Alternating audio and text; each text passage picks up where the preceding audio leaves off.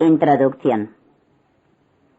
Desde tiempos inmemoriales, la India ha sido tierra de renombrados maestros espirituales, sabios, místicos y yogis. Es la patria del hinduismo, el budismo, el jainismo y el yoga, y el lugar del nacimiento del Buda, Mahavir, Tilopa, Shankaracharya, Ramakrishna y Ramana Maharshi, entre tantos otros.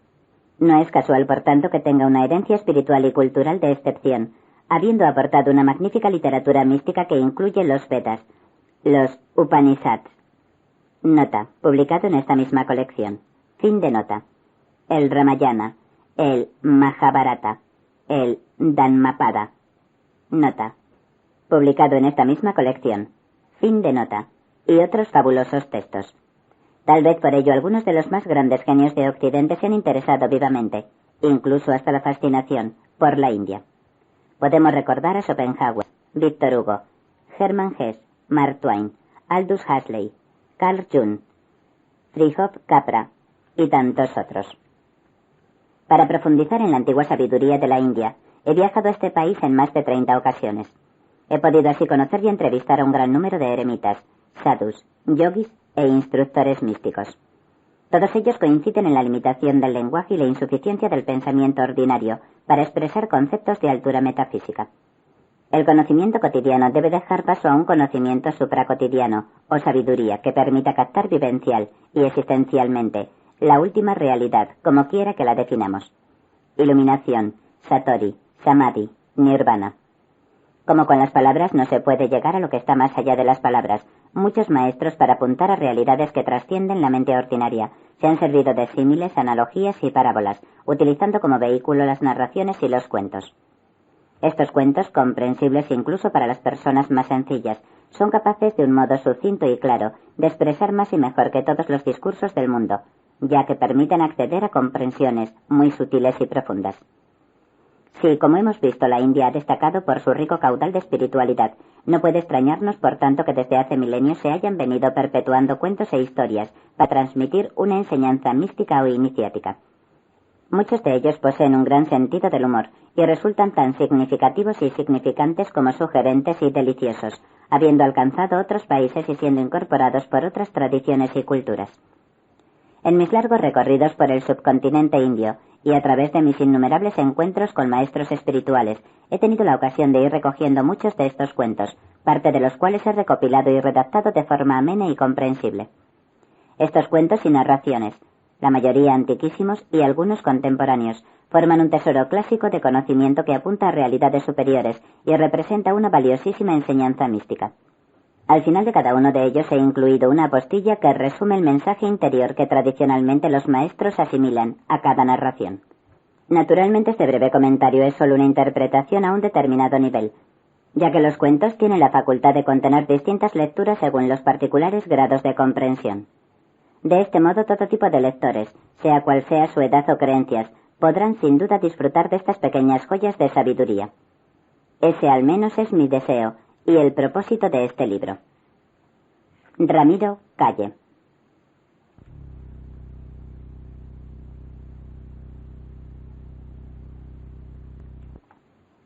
Solo se necesita miedo. Había un rey de corazón puro y muy interesado por la búsqueda espiritual. A menudo se hacía visitar por yogis y maestros místicos que pudieran proporcionarle prescripciones y métodos para su evolución interna. Le llegaron noticias de un asceta muy sospechoso, y entonces decidió hacerlo llamar para ponerlo a prueba. El asceta se presentó ante el monarca, y éste sin demora le dijo: «O demuestras que eres un renunciante auténtico, o te haré ahorcar». El asceta dijo: «Majestad, os juro y aseguro que tengo visiones muy extrañas y sobrenaturales. Veo un ave dorada en el cielo y demonios bajo la tierra. Ahora mismo los estoy viendo». «Sí, ahora mismo». «¿Cómo es posible?», inquirió el rey, «que a través de estos espesos muros puedas ver lo que dices en el cielo y bajo la tierra?» Y el asceta repuso: «Solo se necesita miedo». El maestro dice: «Caminar hacia la verdad es más difícil que hacerlo por el filo de la navaja. Por eso solo algunos se comprometen con la búsqueda».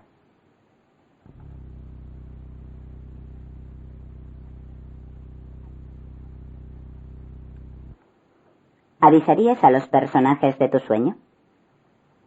El discípulo se reunió con su mentor espiritual para indagar algunos aspectos de la liberación y de aquellos que la alcanzan. Departieron durante horas. Por último, el discípulo le preguntó al maestro: ¿cómo es posible que un ser humano liberado pueda permanecer tan sereno a pesar de las terribles tragedias que padece la humanidad? El mentor tomó entre las suyas las manos del perplejo discípulo y le explicó: tú estás durmiendo, supóntelo. Sueñas que vas en un barco con otros muchos pasajeros. De repente el barco encalla y comienza a hundirse. Angustiado te despiertas. Y la pregunta que yo te hago es: ¿acaso te duermes rápidamente de nuevo para avisar a los personajes de tu sueño? El maestro dice: el ser liberado es como una flor que no deja de exhalar su aroma, y suceda lo que suceda, no se marchita.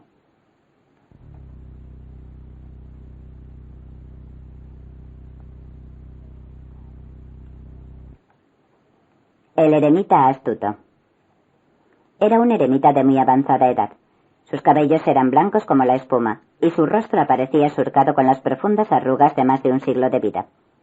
Pero su mente continuaba siendo sagaz y despierta, y su cuerpo flexible como un lirio. Sometiéndose a toda suerte de disciplinas y austeridades, había obtenido un asombroso dominio sobre sus facultades y desarrollado portentosos poderes psíquicos. Pero a pesar de ello, no había logrado debilitar su arrogante ego. La muerte no perdona a nadie, y cierto día Yama, el señor de la muerte, envió a uno de sus emisarios para que atrapase al eremita y lo condujese a su reino. El ermitaño, con su desarrollado poder clarividente, intuyó las intenciones del emisario de la muerte, y experto en el arte de la ubicuidad, proyectó 39 formas idénticas a la suya. Cuando llegó el emisario de la muerte, contempló estupefacto 40 cuerpos iguales, y siéndole imposible detectar el cuerpo verdadero, no pudo apresar al astuto eremita y llevárselo consigo. Fracasado el emisario de la muerte, regresó junto a Yama y le expuso lo acontecido. Yama, el poderoso señor de la muerte, se quedó pensativo durante unos instantes. Acercó sus labios al oído del emisario y le dio algunas instrucciones de gran precisión. Una sonrisa asomó en el rostro habitualmente circunspecto del emisario, que se puso seguidamente en marcha hacia donde habitaba el ermitaño. De nuevo el eremita, con su tercer ojo altamente desarrollado y perceptivo, intuyó que se aproximaba el emisario. En unos instantes, reprodujo el truco al que ya había recurrido anteriormente y recreó 39 formas idénticas a la suya. El emisario de la muerte se encontró con 40 formas iguales.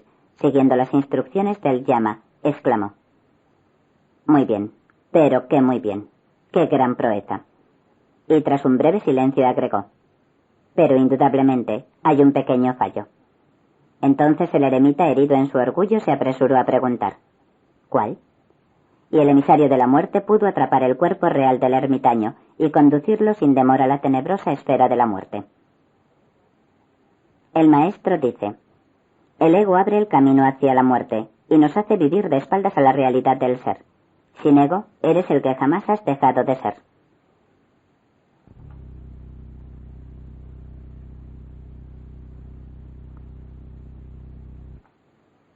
Sé como un muerto. Era un venerable maestro. En sus ojos había un reconfortante destello de paz permanente. Solo tenía un discípulo, al que paulatinamente iba impartiendo la enseñanza mística. El cielo se había teñido de una hermosa tonalidad de naranja-oro, cuando el maestro se dirigió al discípulo y le ordenó: querido mío, mi muy querido, acércate al cementerio y una vez allí, con toda la fuerza de tus pulmones, comienza a gritar toda clase de halagos a los muertos. El discípulo caminó hasta un cementerio cercano. El silencio era sobrecogedor. Quebró la apacible atmósfera del lugar gritando toda clase de elogios a los muertos. Después regresó junto a su maestro. ¿Qué te respondieron los muertos?, preguntó el maestro. Nada dijeron. En ese caso, mi muy querido amigo, vuelve al cementerio y lanza toda suerte de insultos a los muertos. El discípulo regresó hasta el silente cementerio. A pleno pulmón comenzó a soltar toda clase de improperios contra los muertos. Después de unos minutos volvió junto al maestro, que le preguntó al instante: ¿qué te han respondido los muertos? De nuevo nada dijeron, repuso el discípulo. Y el maestro concluyó: así debes ser tú, indiferente como un muerto, a los halagos y a los insultos de los otros. El maestro dice: quien hoy te halaga mañana te puede insultar, y quien hoy te insulta mañana te puede halagar. No seas como una hoja a merced del viento de los halagos e insultos. Permanece en ti mismo más allá de unos y de otros.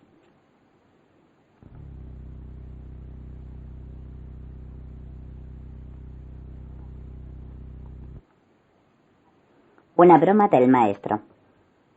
Había en un pueblo de la India un hombre de gran santidad. A los aldeanos les pareció una persona notable a la vez que extravagante. La verdad es que ese hombre les llamaba la atención al mismo tiempo que los confundía. El caso es que le pidieron que les predicase. El hombre, que siempre estaba en disponibilidad para los demás, no dudó en aceptar. El día señalado para la prédica, no obstante, tuvo la intuición de que la actitud de los asistentes no era sincera y de que debían recibir una lección. Llegó el momento de la charla y todos los aldeanos se dispusieron a escuchar al hombre santo, confiados en pasar un buen rato a su costa. El maestro se presentó ante ellos. Tras una breve pausa de silencio, preguntó: Amigos, ¿sabéis de qué voy a hablaros? No, contestaron. En ese caso, dijo, no voy a decirles nada. Son tan ignorantes que de nada podría hablarles que mereciera la pena. En tanto no sepan de qué voy a hablarles, no les dirigiré la palabra. Los asistentes desorientados se fueron a sus casas. Se reunieron al día siguiente y decidieron reclamar nuevamente las palabras del santo. El hombre no dudó en acudir hasta ellos y les preguntó: ¿Sabéis de qué voy a hablaros? Sí, lo sabemos, repusieron los aldeanos. Siendo así, dijo el santo, no tengo nada que deciros, porque ya lo sabéis. Que paséis una buena noche, amigos. Los aldeanos se sintieron burlados y experimentaron mucha indignación.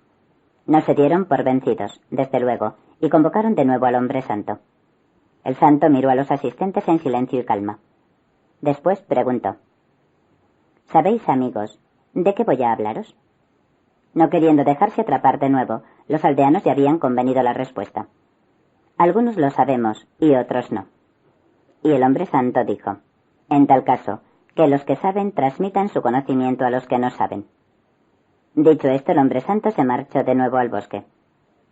El maestro dice: sin acritud, pero con firmeza, el ser humano debe velar por sí mismo.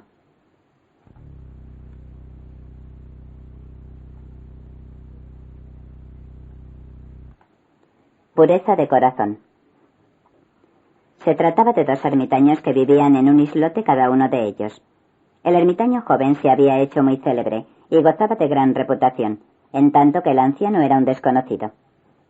Un día, el anciano tomó una barca y se desplazó hasta el islote del afamado ermitaño.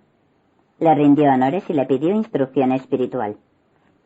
El joven le entregó un mantra y le facilitó las instrucciones necesarias para la repetición del mismo. Agradecido, el anciano volvió a tomar la barca para dirigirse a su islote, mientras su compañero de búsqueda se sentía muy orgulloso por haber sido reclamado espiritualmente. El anciano se sentía muy feliz con el mantra. Era una persona sencilla y de corazón puro. Toda su vida no había hecho otra cosa que ser un hombre de buenos sentimientos, y ahora, ya en su ancianidad, quería hacer alguna práctica metódica. Estaba el joven ermitaño leyendo las escrituras, cuando a las pocas horas de marcharse el anciano regresó. Estaba compungido y dijo: Venerable asceta, resulta que he olvidado las palabras exactas del mantra. Siento ser un pobre ignorante. ¿Puedes indicármelo otra vez? El joven miró al anciano con condescendencia y le repitió el mantra.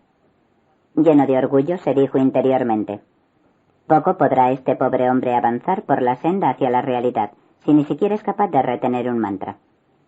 Pero su sorpresa fue extraordinaria cuando de repente vio que el anciano partía hacia su islote caminando sobre las aguas. El maestro dice: no hay mayor logro que la pureza de corazón. ¿Qué no puede obtenerse con un corazón limpio?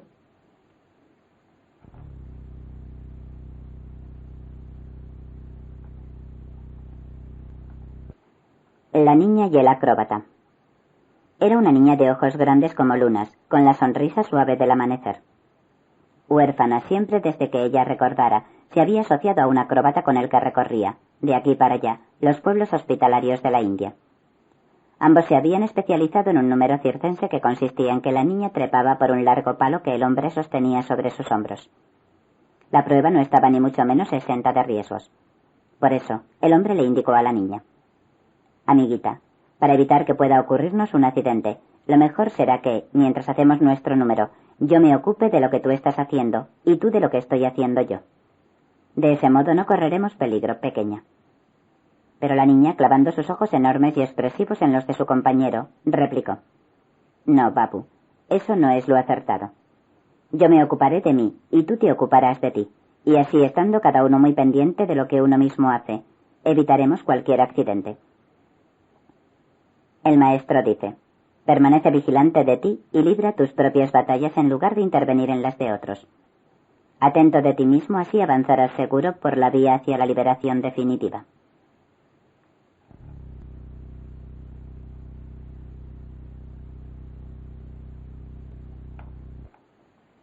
Soy tú. Era un discípulo honesto. Moraba en su corazón el afán de perfeccionamiento. Un anochecer, cuando las chicharras quebraban el silencio de la tarde, acudió a la modesta casita de un yogui y llamó a la puerta. ¿Quién es?, preguntó el yogui. Soy yo, respetado maestro. He venido para que me proporciones instrucción espiritual. No estás lo suficientemente maduro, replicó el yogui sin abrir la puerta. Retírate un año a una cueva y medita. Medita sin descanso. Luego regresa y te daré instrucción. Al principio el discípulo se desanimó, pero era un verdadero buscador, de esos que no ceden en su empeño y rastrean la verdad aun a riesgo de su vida. Así que obedeció al yogui.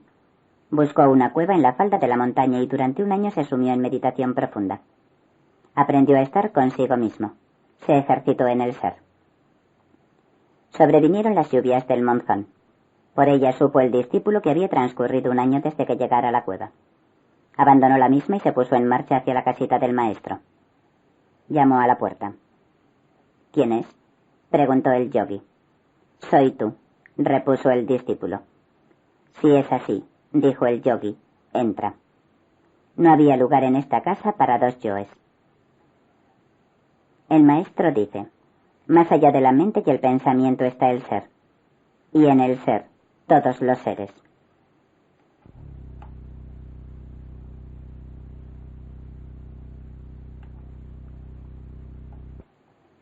La elocuencia del silencio. Un padre deseaba para sus dos hijos la mejor formación mística posible. Por ese motivo los envió a adiestrarse espiritualmente con un reputado maestro de la filosofía Vedanta. Después de un año, los hijos regresaron al hogar paterno. El padre preguntó a uno de ellos sobre el Brahman, y el hijo se extendió sobre la deidad haciendo todo tipo de ilustradas referencias a las escrituras, textos filosóficos y enseñanzas metafísicas.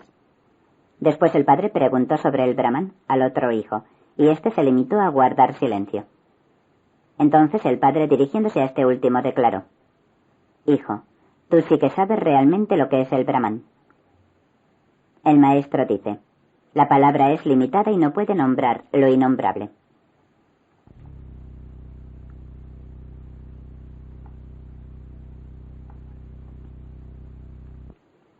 El barquero inculto. Se trataba de un joven erudito, arrogante y engreído. Para cruzar un caudaloso río de una a otra orilla tomó una barca. Silente y sumiso, el barquero comenzó a remar con diligencia. De repente una bandada de aves surcó el cielo, y el joven preguntó al barquero: Buen hombre, ¿has estudiado la vida de las aves? No, señor, repuso el barquero. Entonces, amigo, has perdido la cuarta parte de tu vida. Pasados unos minutos, la barca se deslizó junto a unas exóticas plantas que flotaban en las aguas del río. El joven preguntó al barquero: Dime, barquero, ¿has estudiado botánica? No, señor, no sé nada de plantas. Pues debo decirte que has perdido la mitad de tu vida, comentó el petulante joven. El barquero seguía remando pacientemente. El sol del mediodía se reflejaba luminosamente sobre las aguas del río. Entonces el joven preguntó: Sin duda, barquero, llevas muchos años deslizándote por las aguas. ¿Sabes, por cierto, algo de la naturaleza del agua? No, señor, nada sé al respecto. No sé nada de estas aguas ni de otras. Oh, amigo, exclamó el joven, de verdad que has perdido las 3/4 partes de tu vida. Súbitamente la barca comenzó a hacer agua. No había forma de achicar tanta agua y la barca comenzó a hundirse. El barquero preguntó al joven: «Señor, ¿sabes nadar?» «No», repuso el joven. «Pues me temo, señor, que has perdido toda tu vida». El maestro dice: «No es a través del intelecto como se alcanza el ser. El pensamiento no puede comprender al pensador, y el conocimiento erudito no tiene nada que ver con la sabiduría».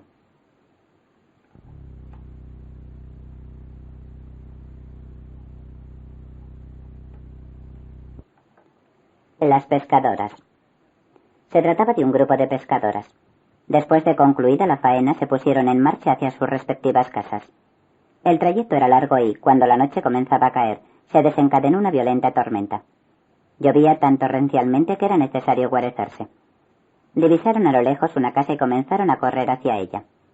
Llamaron a la puerta y les abrió una hospitalaria mujer que era la dueña de la casa y se dedicaba al cultivo y venta de flores. Al ver totalmente empapadas a las pescadoras, les ofreció una habitación para que tranquilamente pasaran allí la noche. Era una amplia estancia donde había una gran cantidad de cestas con hermosas y muy variadas flores, dispuestas para ser vendidas al siguiente día. Las pescadoras estaban agotadas y se pusieron a dormir. Sin embargo, no lograban conciliar el sueño y empezaron a quejarse del aroma de las flores. ¡Qué peste! No hay quien soporte este olor. Así no hay quien pueda dormir. Entonces una de ellas tuvo una idea y se la sugirió a sus compañeras. «No hay quien aguante esta peste, amigas, y si no ponemos remedio, no vamos a poder pegar un ojo. Coged las canastas de pescado y utilizadlas como almohada, y así conseguiremos evitar este desagradable olor». Las mujeres siguieron la sugerencia de su compañera, cogieron las cestas malolientes de pescado y apoyaron las cabezas sobre ellas. Apenas había pasado un minuto, y ya todas ellas dormían profundamente. El maestro dice: «Por ignorancia y ausencia de entendimiento correcto, el ser humano se pierde en la apariencia y no percibe lo real».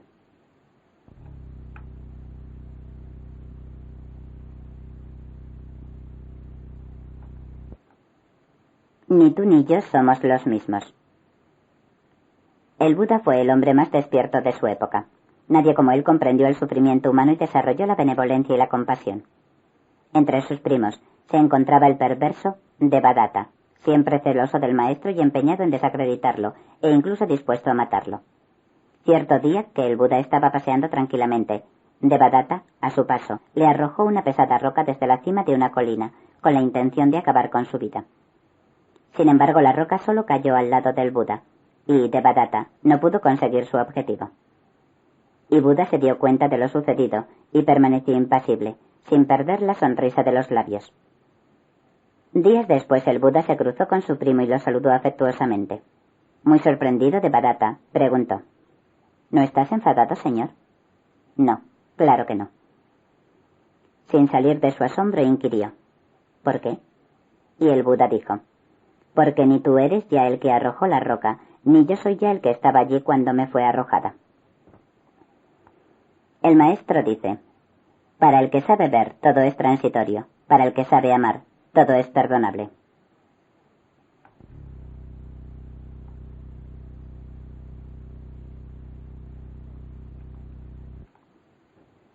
El culi de Calcuta. Un buscador occidental llegó a Calcuta. En su país había recibido noticias de un elevado maestro espiritual llamado Baba Jitananda. Después de un agotador viaje en tren de Delhi a Calcuta, en cuanto abandonó la bigarrada estación de la ciudad, se dirigió a un culi para preguntarle sobre Baba Jitananda. El culi nunca había oído hablar de este hombre. El occidental preguntó a otros culíes, pero tampoco habían escuchado nunca ese nombre. Por fortuna y finalmente un culi, al ser inquirido, le contestó: «Sí, señor, conozco al maestro espiritual por el que preguntáis».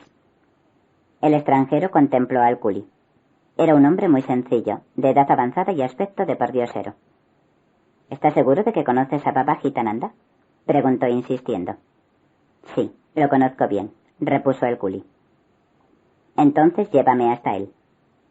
El buscador occidental se acomodó en el carrito y el culi comenzó a tirar del mismo. Mientras era transportado por las atestadas calles de la ciudad, el extranjero se decía para sus adentros: «Este pobre hombre no tiene aspecto de conocer a ningún maestro espiritual, y mucho menos a Baba Jitananda. Ya veremos dónde termina por llevarme». Después de un largo trayecto, el culi se detuvo en una callejuela tan estrecha por la que apenas podía casi pasar el carrito. Jadeante por el esfuerzo y con voz entrecortada dijo: «Señor, voy a mirar dentro de la casa. Entrad en unos instantes». El occidental estaba realmente sorprendido. Le habría conducido hasta allí para robarle, o aún peor, incluso para que tal vez le golpearan o quitaran la vida. Era en verdad una callejuela inmunda. ¿Cómo iba a vivir allí Baba Gitananda, ni ningún mentor espiritual?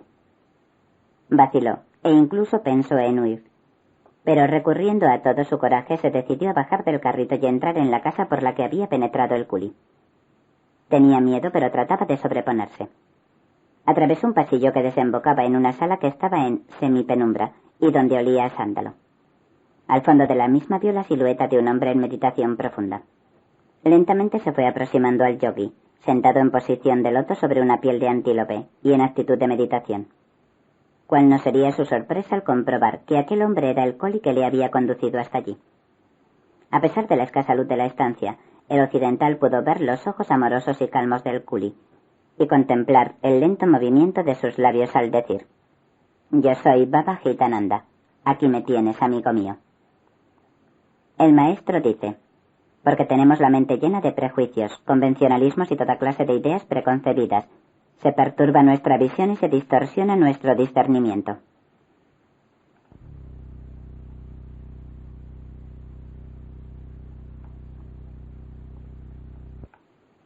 El viajero sediento. Lentamente, el sol se había ido ocultando y la noche había caído por completo. Por la inmensa planicie de la India se deslizaba un tren como una descomunal serpiente quejumbrosa. Varios hombres compartían un departamento, y como quedaban muchas horas para llegar al destino, decidieron apagar la luz y ponerse a dormir. El tren proseguía su marcha. Transcurrieron los minutos y los viajeros empezaron a conciliar el sueño. Llevaban ya un buen número de horas de viaje y estaban muy cansados. De repente empezó a escucharse una voz que decía: «¡Ay, qué sed tengo!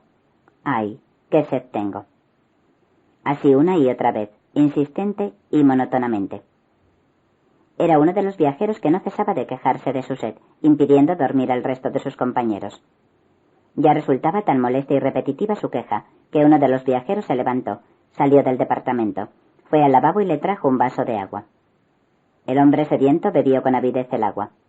Todos se echaron de nuevo. Otra vez se apagó la luz.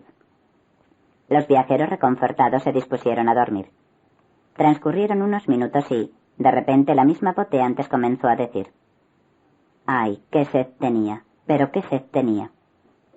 El maestro dice: «La mente siempre tiene problemas. Cuando no tiene problemas reales, fabrica problemas imaginarios y ficticios, teniendo incluso que buscar soluciones imaginarias y ficticias».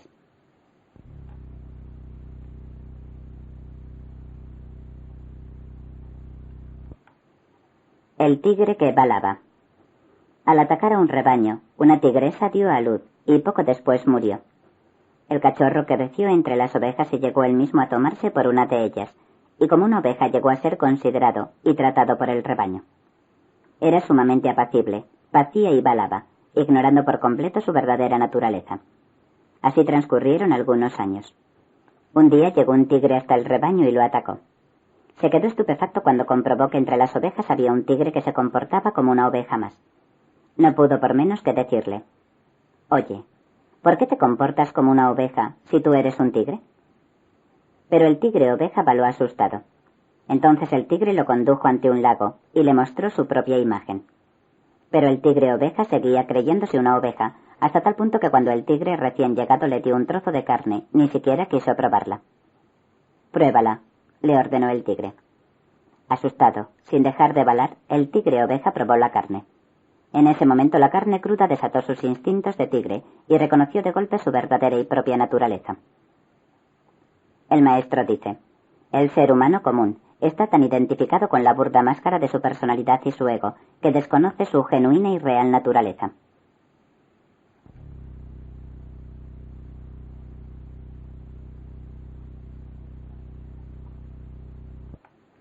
La llave de la felicidad. El divino se sentía solo y quería hallarse acompañado. Entonces decidió crear unos seres que pudieran hacerle compañía. Pero cierto día estos seres encontraron la llave de la felicidad, siguieron el camino hacia el divino y se reabsorbieron a él.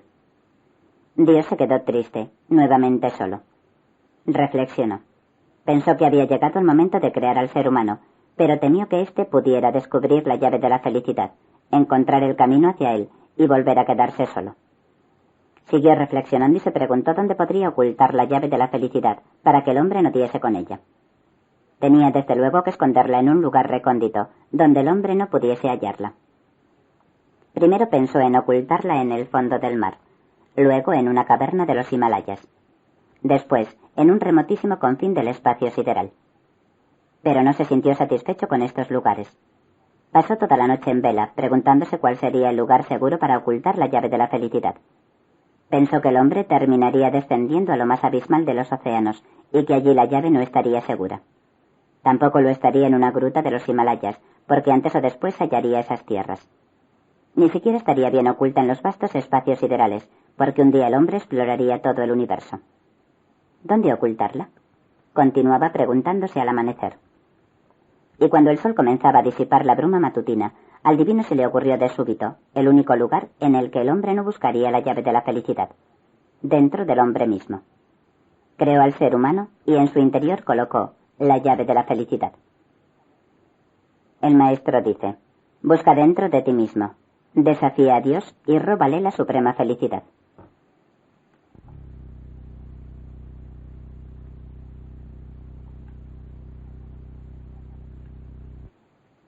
Una insensata búsqueda. Una mujer estaba buscando afanosamente algo alrededor de un farol. Entonces un transeúnte pasó junto a ella y se detuvo a contemplarla. No pudo por menos que preguntar: buena mujer, ¿qué se te ha perdido? ¿Qué buscas? Sin poder dejar de gemir, la mujer, con la voz entrecortada por los sollozos, pudo responder a duras penas: busco una aguja que he perdido en mi casa, pero como allí no hay luz, he venido a buscarla junto a este farol. El maestro dice: no quieras encontrar fuera de ti mismo lo que solo dentro de ti puede ser hallado.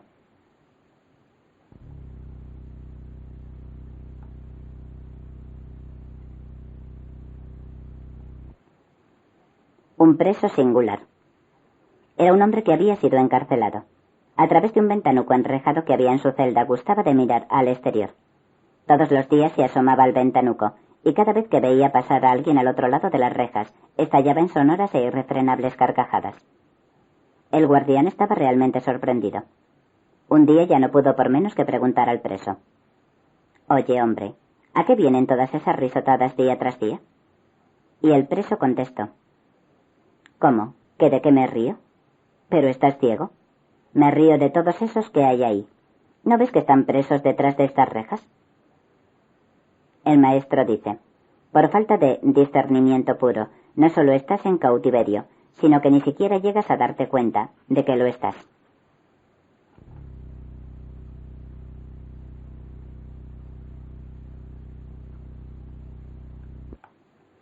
De instante en instante. Era un yogui muy anciano, ni siquiera él mismo recordaba sus años, pero había mantenido la consciencia clara como un diamante, aunque su rostro estaba pergaminado y su cuerpo se había tornado frágil como el de un pajarillo. Al despuntar el día se hallaba efectuando sus abluciones en las frescas aguas del río. Entonces llegaron hasta él algunos aspirantes espirituales y le preguntaron qué debían hacer para adiestrarse en la verdad. El anciano los miró con infinito amor y tras unos segundos de silencio pleno, dijo: yo me aplico del siguiente modo.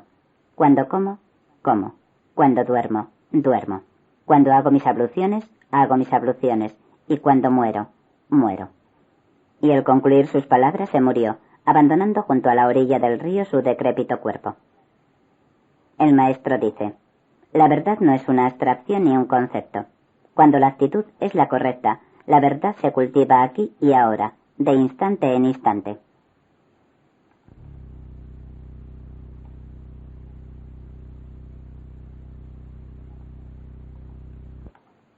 El atolladero. He aquí que un hombre entró en una pollería. Vio un pollo colgado y dirigiéndose al pollero le dijo: buen hombre, tengo esta noche en casa una cena para unos amigos y necesito un pollo. ¿Cuánto pesa este? El pollero repuso: 2 kilos, señor. El cliente meció ligeramente la cabeza en un gesto dubitativo y dijo: «Este no me vale entonces. Sin duda necesito uno más grande». Era el único pollo que quedaba en la tienda. El resto de los pollos se habían vendido. El pollero, empero, no estaba dispuesto a dejar pasar la ocasión. Cogió el pollo y se retiró a la trastienda, mientras iba explicando al cliente: «No se preocupe, señor. Enseguida le traeré un pollo mayor». Permaneció unos segundos en la trastienda. Acto seguido apareció con el mismo pollo entre las manos y dijo: «Este es mayor, señor. Espero que sea de su agrado». «¿Cuánto pesa este?», preguntó el cliente. 3 kilos, contestó el pollero sin dudarlo un instante. Y entonces el cliente dijo: «Bueno, me quedo con los 2». El maestro dice: «En un atolladero tal se halla todo aspirante espiritual cuando verdaderamente no se compromete con la búsqueda».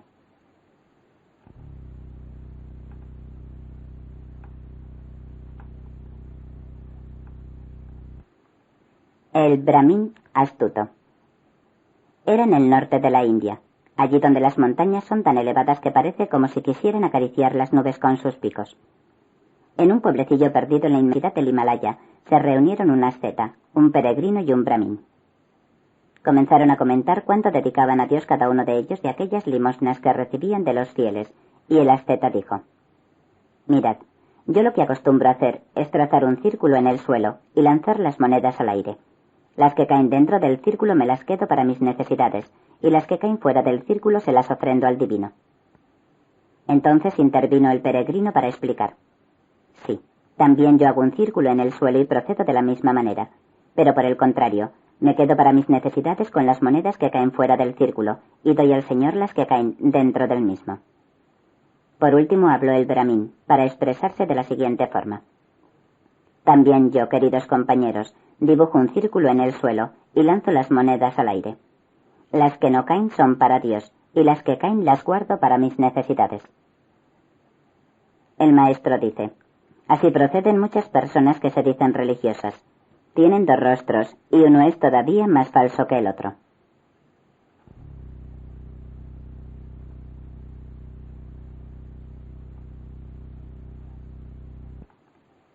El perro aterrado y la percepción errónea. Se trataba de un perro callejero. Le gustaba curiosear todos los rincones e ir de aquí para allá. Siempre había sido un vagabundo y disfrutaba mucho con su forma de vida. Pero en una ocasión penetró en un palacio cuyas paredes estaban recubiertas de espejos. El perro entró corriendo en una de sus acristaladas estancias y al instante vio que innumerables perros corrían hacia él en dirección opuesta a la suya. Aterrado se volvió hacia la derecha para tratar de huir, pero entonces comprobó que también había gran número de perros en esa dirección.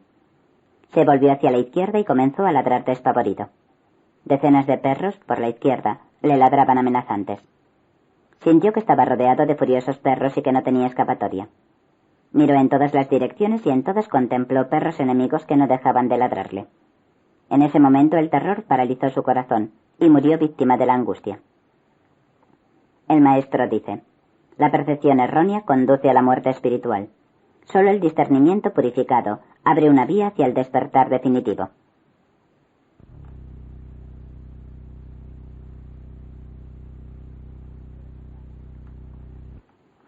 Pleito a la luz. He aquí que un día la curiosidad se percató de que la luz cada vez le estaba robando mayor espacio, y decidió entonces ponerle un pleito. Tiempo después llegó el día marcado para el juicio. La luz se personó en la sala antes de que lo hiciera la oscuridad. Llegaron los respectivos abogados y el juez. Transcurrió el tiempo, pero la oscuridad no se presentaba. Todos esperaron pacientemente, pero la oscuridad no aparecía. Finalmente hartó el juez y, constatando que la parte denunciante no acudía, falló a favor de la luz. ¿Qué había sucedido? ¿Cómo era posible que la oscuridad hubiera puesto un pleito y no se hubiera presentado? Nadie salía de su asombro, aunque la explicación era sencilla. La oscuridad estaba fuera de la sala, pero no se atrevió a entrar porque sabía que sería en el acto disipada por la luz. El maestro dice: «La luz es consciencia y sabiduría, en tanto que la oscuridad es ofuscación y estrechez de miras. Si te estableces en la sabiduría, ¿hay lugar para la ofuscación?».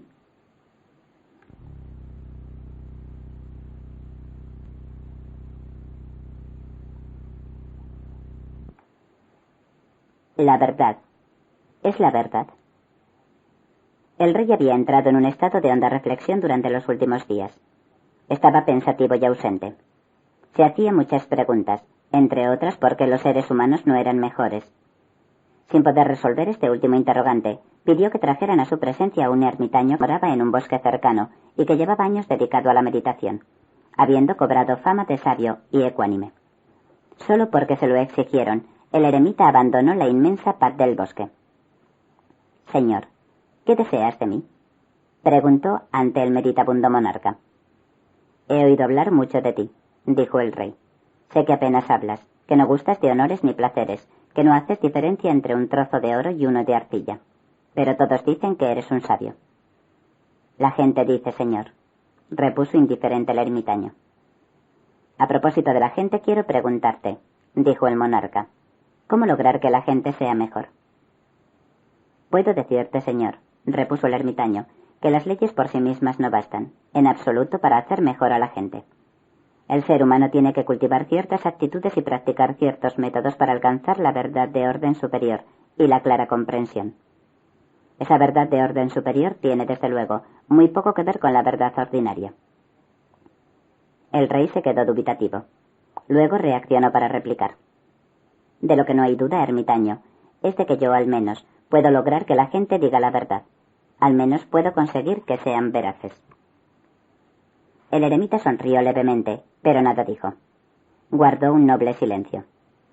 El rey decidió establecer un patíbulo en el puente que servía de acceso a la ciudad.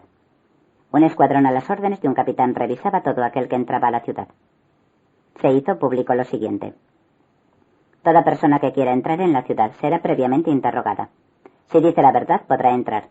Si miente, será conducida al patíbulo y ahorcada. Amanecía. El ermitaño, tras meditar toda la noche, se puso en marcha hacia la ciudad. Su amado bosque quedaba a sus espaldas. Caminaba con lentitud. Avanzó hacia el puente.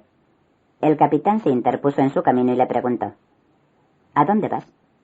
«Voy camino de la horca para que podáis ahorcarme», repuso sereno el eremita.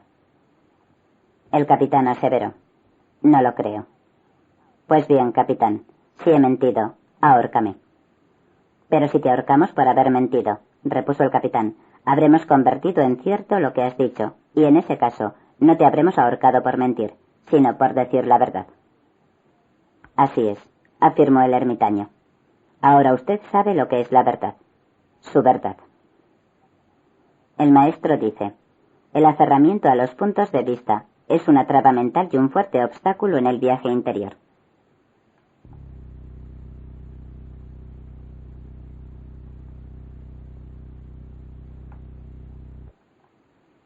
El hombre ecuánime.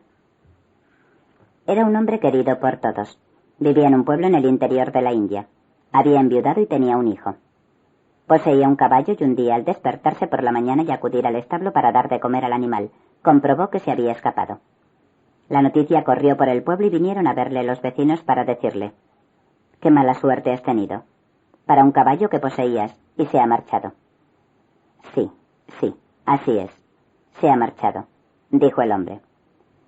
Transcurrieron unos días, y una soleada mañana, cuando el hombre salía de su casa, se encontró con que en la puerta no solo estaba su caballo, sino que había traído otro con él. Vinieron a verlo los vecinos y le dijeron: «Qué buena suerte la tuya. No solo has recuperado tu caballo, sino que ahora tienes dos». «Sí, sí, así es», dijo el hombre. Al disponer de dos caballos, ahora podía salir a montar con su hijo. A menudo padre y hijo galopaban uno junto al otro. Pero he aquí que un día el hijo se cayó del caballo y se fracturó una pierna. Cuando los vecinos vinieron a ver al hombre, comentaron: «Qué mala suerte, verdadera mala suerte. Si no hubiera venido ese segundo caballo, tu hijo estaría bien». «Sí, sí, así es», dijo el hombre tranquilamente. Pasaron un par de semanas. Estalló la guerra. Todos los jóvenes del pueblo fueron movilizados, menos el muchacho que tenía la pierna fracturada. Los vecinos vinieron a visitar al hombre y exclamaron: «Qué buena suerte la tuya. Tu hijo se ha librado de la guerra». «Sí, sí, así es», repuso serenamente el hombre ecuánime. El maestro dice: para el que sabe ver el curso de la existencia fenoménica, No hay mayor bien que la firmeza de la mente y de ánimo.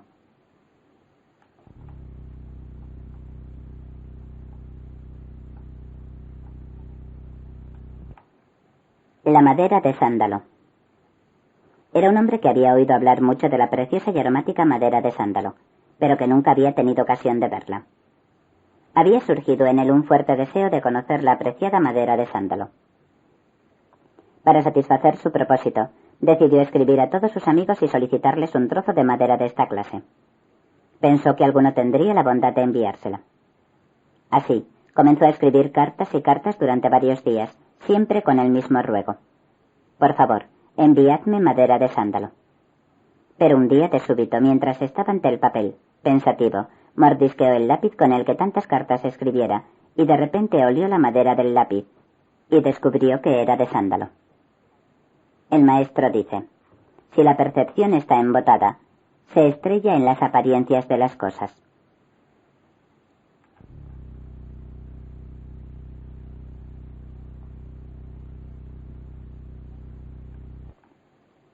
Si dañas, me dañas. Parvati es una de las diosas más amorosas, benevolente y misericordiosa del panteón hindú. Es la consorte de Shiva y se manifiesta como extraordinariamente compasiva. Cierto día uno de sus hijos, Kartikeya, hirió a una gata con sus uñas. De regreso a casa corrió hasta su madre para darle un beso, pero al aproximarse al bello rostro de la diosa, se dio cuenta de que ésta tenía un arañazo en la mejilla. Madre, dijo Kartikeya, hay una herida en tu mejilla. ¿Qué te ha ocurrido? Con sus ojos de noche inmensa y profunda, la amorosa diosa miró a su querido hijo. Era su voz melancólica y dulce cuando explicó. Se trata de un arañazo hecho con tus uñas. Pero madre, se apresuró a decir el joven, yo jamás osaría dañarte en lo mínimo. No hay ser al que yo ame tanto como a ti, querida madre. Una refrescante sonrisa de aurora se dibujó en los labios de la diosa. Hijo mío, dijo, ¿acaso has olvidado que esta mañana arañaste a una gata? Así fue, madre, repuso Kartikeya. Pues, hijo mío, ¿es que no sabes ya que nada existe en este mundo excepto yo? ¿No soy yo misma la creación entera? Al arañar a esa gata me estabas arañando a mí misma. El maestro dice, al herir, te hieres. A quien quiera que dañes, te dañas a ti mismo.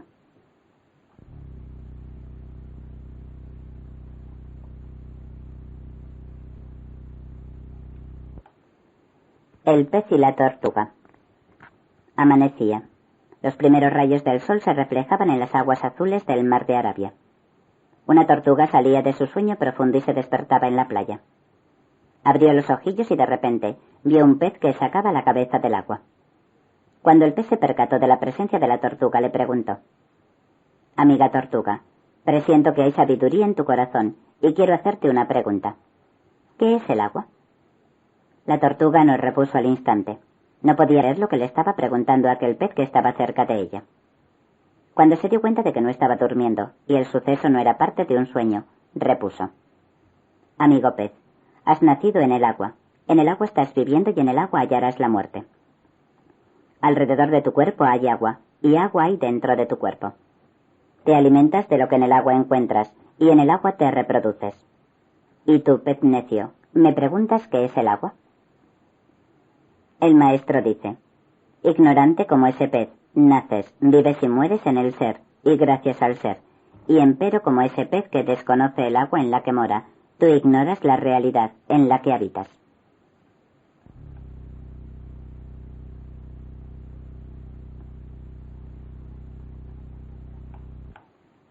Una caña de bambú para el más tonto. Existía un próspero reino en el norte de la India. Su monarca había alcanzado ya una edad avanzada. Un día hizo llamar a un yogi que vivía dedicado a la meditación profunda en el bosque, y le dijo: Hombre piadoso, tu rey quiere que tomes esta caña de bambú y que recorras todo el reino con ella. Te diré lo que debes hacer. Viajarás sin descanso de ciudad en ciudad, de pueblo en pueblo y de aldea en aldea. Cuando encuentres a una persona que consideres la más tonta, deberás entregarle esta caña. Aunque no reconozca a otro rey que mi verdadero yo interior, Señor, habré de hacer lo que me dices por complacerte. Me pondré en camino enseguida. El yogui cogió la caña que le había dado el monarca y partió raudo. Viajó sin descanso, llegando sus pies a todos los caminos de la India. Recorrió muchos lugares y conoció muchas personas, pero no halló ningún ser humano al que considerase el más tonto. Transcurrieron algunos meses y volvió hasta el palacio del rey. Tuvo noticias de que el monarca había enfermado de gravedad y corrió hasta sus aposentos. Los médicos le explicaron al yogui que el rey estaba en la antesala de la muerte y se esperaba un fatal desenlace en minutos. El yogui se aproximó al lecho del moribundo. Con voz quebrada pero audible, el monarca se lamentaba. «Qué desafortunado soy, qué desafortunado. Toda mi vida acumulando enormes riquezas y... ¿qué haré ahora para llevarlas conmigo? No quiero dejarlas, no quiero dejarlas». El yogui entregó la caña de bambú al rey. El maestro dice: «Puedes ser un monarca, pero de nada sirve si tu actitud es la de un mendigo. Solo aquello que acumulas dentro de ti mismo te pertenece. No hay otro tesoro que el amor».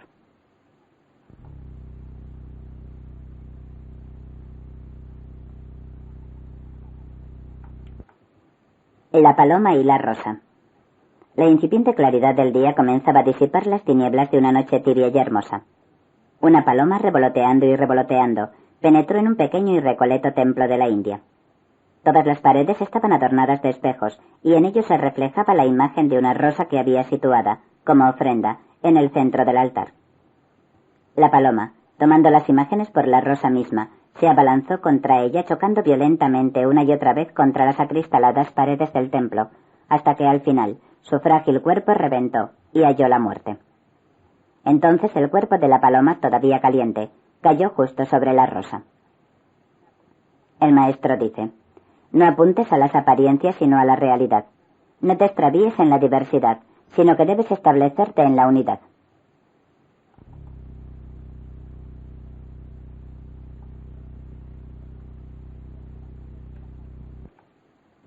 Los brazaletes de oro. Había una mujer que, a fuerza de una actitud recta y perseverante, había obtenido grandes logros espirituales. Aunque desposada, siempre hallaba tiempo para conectar con su realidad primordial. Desde niña había lucido en las muñecas brazaletes de cristal.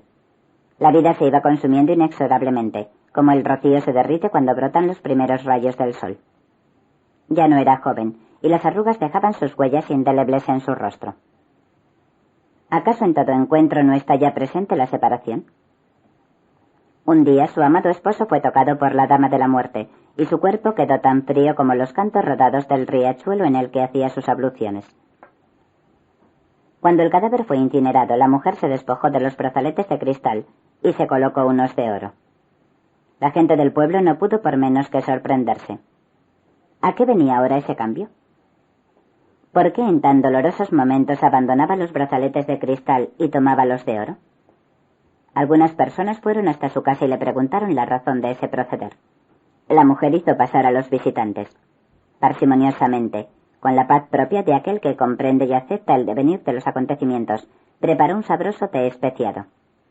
Mientras los invitados saboreaban el líquido humeante, la mujer dijo: «¿Por qué os sorprendéis? Antes mi marido era tan frágil como los brazaletes de cristal, pero ahora él es fuerte y permanente como estos brazaletes de oro».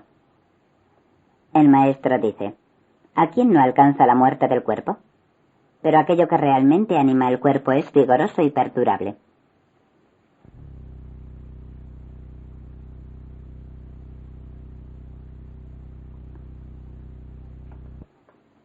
Un yogui al borde del camino. Era un yogui errante que había obtenido un gran progreso interior. Se sentó a la orilla de un camino y, de manera natural, entró en éxtasis. Estaba en tan elevado estado de consciencia que se encontraba ausente de todo lo circundante. Poco después pasó por el lugar un ladrón, y al verlo se dijo: «Este hombre, no me cabe duda, debe ser un ladrón que, tras haber pasado toda la noche robando, ahora se ha quedado dormido. Voy a irme a toda velocidad, no vaya a ser que venga un policía a prenderle a él y también me coja a mí». Y huyó corriendo. No mucho después fue un borracho el que pasó por el lugar. Iba dando tumbos y apenas podía tenerse en pie. Miró al hombre sentado al borde del camino y pensó: «Este está realmente como una cuba. Ha bebido tanto que no puede ni moverse». y tambaleándose se alejó. Por último pasó un genuino buscador espiritual, y al contemplar al yogi, se sentó a su lado, se inclinó y besó sus pies. El maestro dice: así como cada uno proyecta lo que lleva dentro, así el sabio reconoce al sabio.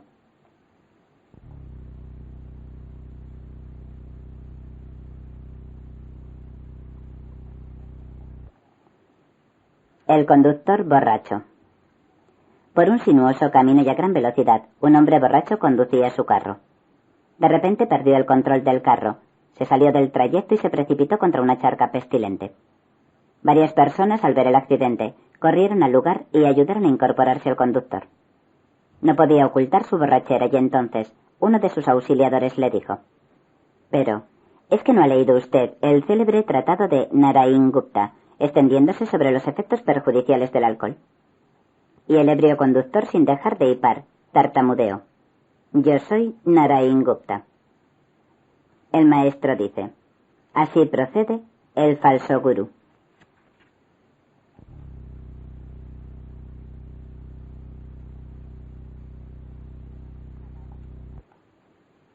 Cada hombre una doctrina. Era un discípulo honesto y de buen corazón, pero todavía su mente era un juego de luces y sombras, y no había recobrado la comprensión amplia y conciliadora de una mente sin trabas. Como su motivación era sincera, estudiaba sin cesar y comparaba credos, filosofías y doctrinas. Realmente llegó a estar muy desconcertado al comprobar la proliferación de tantas enseñanzas y vías espirituales. Así, cuando tuvo ocasión de entrevistarse con su instructor espiritual, dijo: «Estoy confundido. ¿Acaso no existen demasiadas religiones, demasiadas sendas místicas, demasiadas doctrinas si la verdad es una?» Y el maestro repuso con firmeza: «¿Qué dices, insensato? Cada hombre es una enseñanza, una doctrina». El maestro dice: aunque haya muchas vías, en última instancia sigue tu propia senda interior.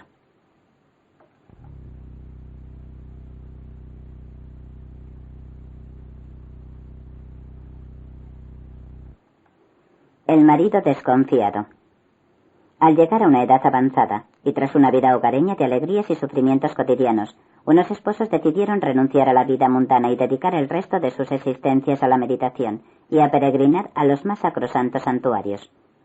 En una ocasión, de camino a un templo, himalayo, el marido vio en el sendero un fabuloso diamante.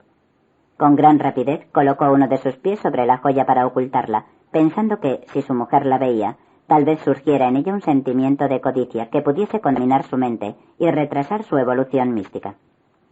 Pero la mujer descubrió la estratagema de su marido y con voz ecuánime y apacible comentó: «Querido, me gustaría saber por qué has renunciado al mundo si todavía haces distinción entre el diamante y el polvo». El maestro dice: «Para aquel que se ha establecido en la realidad, ganancia y pérdida, victoria y derrota son impostores, porque el que ve con sabiduría no hace distinción entre uno y otro».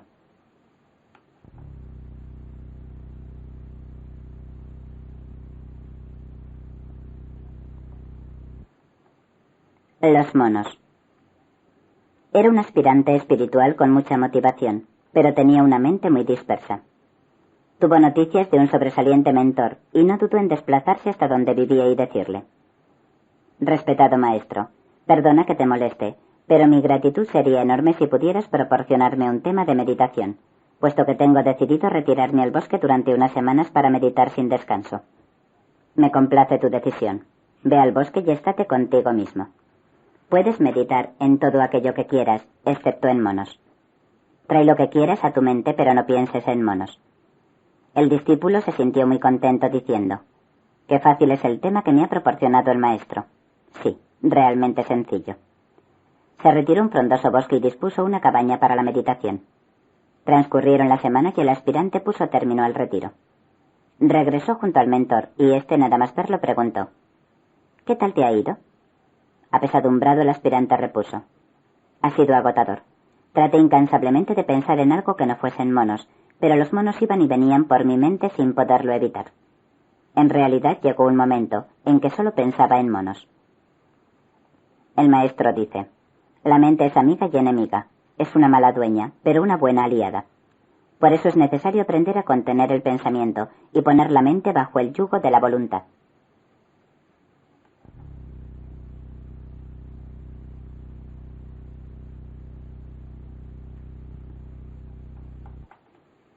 Un ermitaño en la corte. En la corte real tuvo lugar un fastuoso banquete. Todo se había dispuesto de tal manera que cada persona se sentaba a la mesa de acuerdo con su rango. Todavía no había llegado el monarca al banquete, cuando apareció un ermitaño muy pobremente vestido, y al que todos tomaron por un pordiosero. Sin vacilar un instante, el ermitaño se sentó en el lugar de mayor importancia.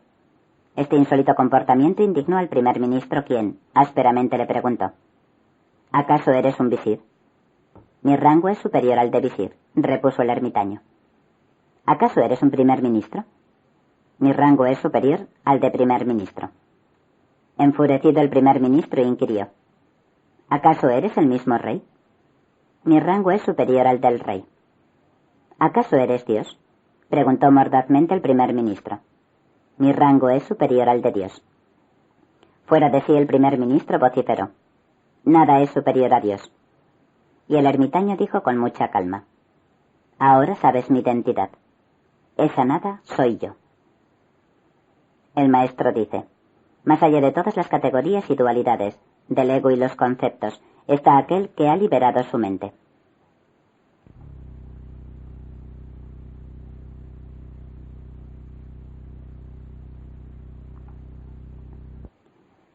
Nasruddin visita la India.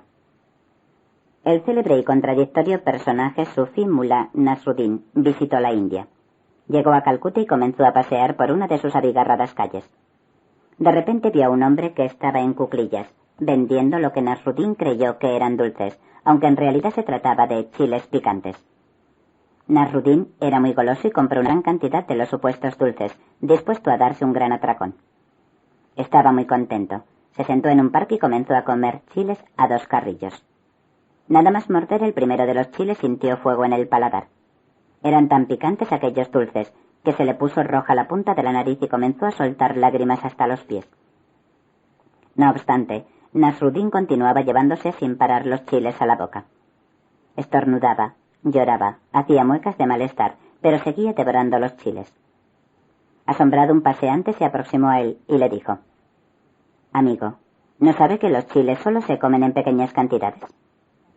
Casi sin poder hablar, Nasruddin comentó: Buen hombre, créeme, yo pensaba que estaba comprando dulces. Pero Nasruddin seguía comiendo chiles. El paseante dijo: Bueno, está bien, pero ahora ya sabes que no son dulces. ¿Por qué sigues comiéndolos? Entre toses y sollozos, Nasruddin dijo: Ya que he invertido en ellos mi dinero, no los voy a tirar. El maestro dice: No seas como Nasruddin. Toma lo mejor para tu evolución interior y arroja lo innecesario o pernicioso, aunque hayas invertido años en ello.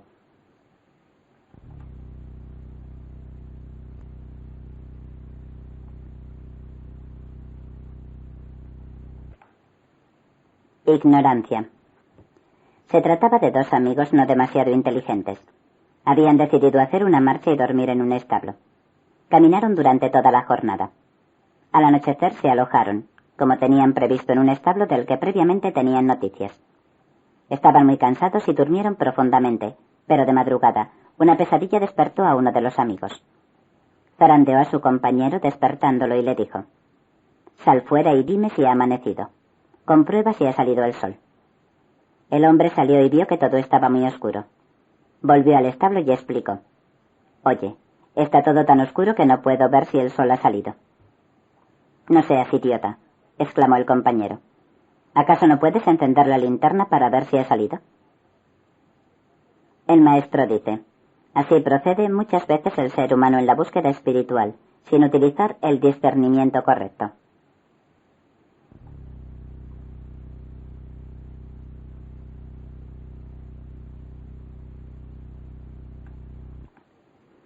El anciano y el niño. Eran un anciano y un niño que viajaban con un burro de pueblo en pueblo. Llegaron a una aldea caminando junto al asno, y al pasar por ella un grupo de mozalbetes se rió de ellos gritando: Mirad qué par de tontos.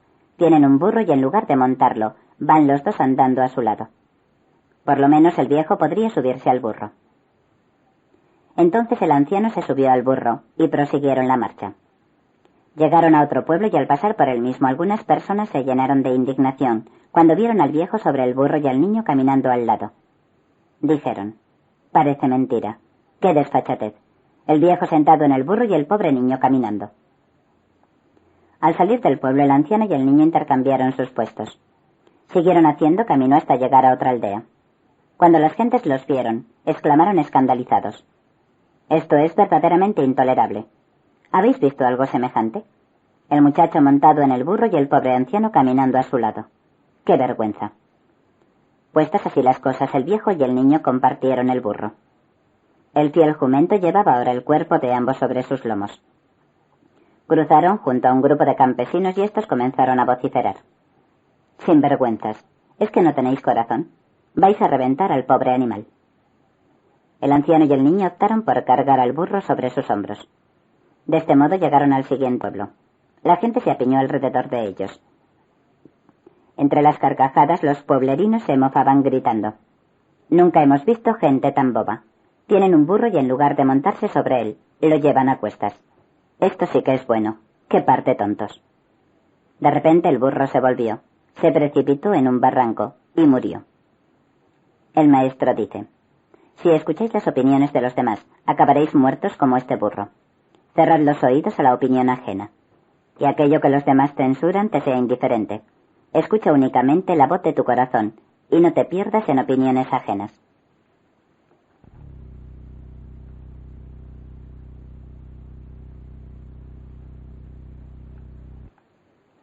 El liberado viviente y el buscador.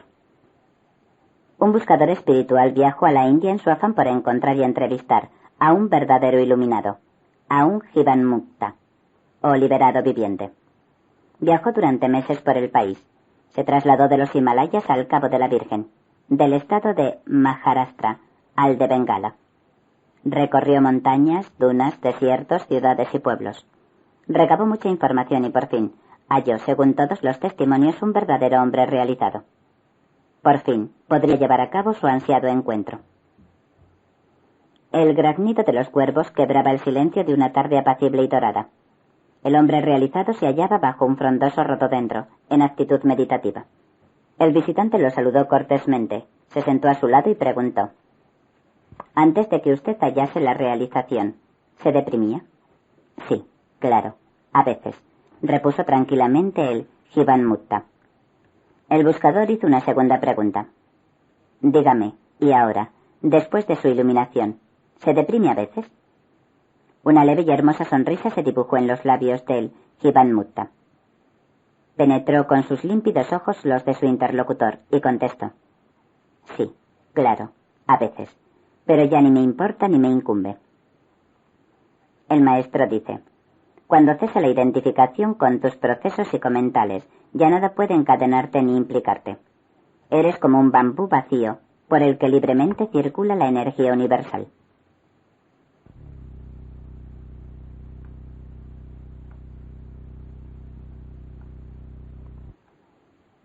El falso maestro. Era un renombrado maestro, uno de esos maestros que corren tras la fama y gustan de acumular más y más discípulos. En una descomunal carpa reunió a varios cientos de discípulos y seguidores. Se irguió sobre sí mismo, impostó la voz y dijo: «Amados míos, escuchad la voz del que sabe». Se hizo un gran silencio. Hubiera podido escucharse el vuelo precipitado de un mosquito. Nunca debéis relacionaros con la mujer de otro. Nunca. Tampoco debéis jamás beber alcohol, ni alimentaros con carne. Uno de los asistentes se atrevió a preguntar: «El otro día, ¿no eras tú el que estabas abrazado a la esposa de Jai?». «Sí, yo era», repuso el maestro. Entonces otro oyente preguntó: «¿No te vi a ti el otro anochecer bebiendo en la taberna?». «Ese era yo», contestó el maestro. Un tercer hombre interrogó al maestro: «¿No eras tú el que el otro día comías carne en el mercado?». «Efectivamente», afirmó el maestro. En ese momento todos los asistentes se sintieron indignados y comenzaron a protestar. «Entonces, ¿por qué nos pides a nosotros que no hagamos lo que tú haces?». Y el falso maestro repuso: «Porque yo enseño, pero no practico». El maestro dice: «Si no encuentras un verdadero maestro al que seguir, conviértete tú mismo en maestro. En última instancia, tú eres tu discípulo y tu maestro».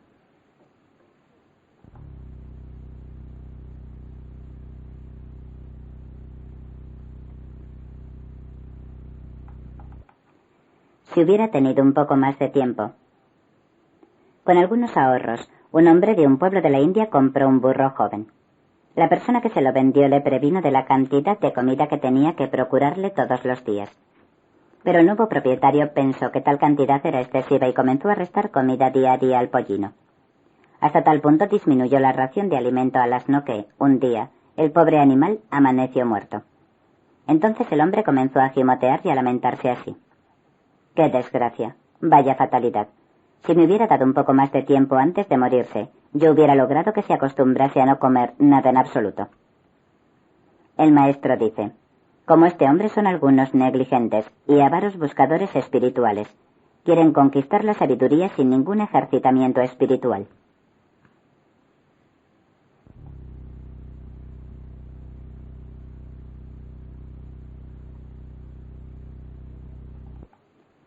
El loro que pide libertad. Esta es la historia de un loro muy contradictorio. Desde hacía un buen número de años vivía enjaulado, y su propietario era un anciano al que el animal hacía compañía. Cierto día el anciano invitó a un amigo a su casa a deleitar un sabroso té de cachemira. Los dos hombres pasaron al salón donde, cerca de la ventana y en su jaula, estaba el loro. Se encontraban los dos hombres tomando el té, cuando el loro comenzó a gritar insistente y vehementemente. «Libertad, libertad, libertad». No cesaba de pedir libertad. Durante todo el tiempo en que estuvo el invitado en la casa, el animal no dejó de reclamar libertad. Hasta tal punto era desgarradora su solicitud, que el invitado se sintió muy apenado, y ni siquiera pudo terminar de saborear su taza. Estaba saliendo por la puerta y el loro seguía gritando, «Libertad, libertad, libertad». Pasaron 2 días. El invitado no podía dejar de pensar con compasión en el loro. Tanto le atribulaba el estado del animalillo que decidió que era necesario ponerlo en libertad. Tramó un plan. Sabía cuándo dejaba el anciano su casa para ir a efectuar la compra. Iba a aprovechar esa ausencia y a liberar al pobre loro. Un día después el invitado se apostó cerca de la casa del anciano, y en cuanto lo vio salir corrió hacia su casa, abrió la puerta con una ganzúa y entró en el salón, donde el loro continuaba gritando, «Libertad, libertad». Al invitado se le partía el corazón. ¿Quién hubiera sentido piedad por el animalito? Presto se acercó a la jaula y abrió la puertecilla de la misma. Entonces el loro aterrado se lanzó al lado opuesto de la jaula y se aferró con el pico y las uñas a los barrotes de la jaula, negándose a abandonarla. El loro seguía gritando, «Libertad, libertad». El maestro dice, como este loro son muchos los seres humanos que dicen querer madurar y hallar la libertad interior, pero que se han acostumbrado a su jaula interna y no quieren abandonarla.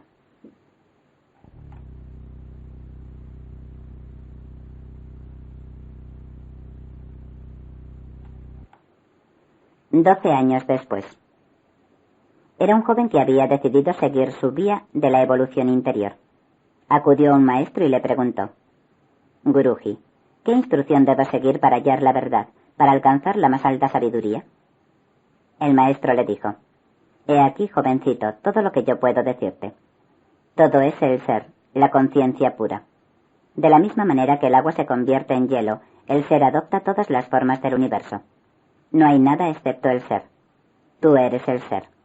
Reconoce que eres el ser y habrás alcanzado la verdad, la más alta sabiduría».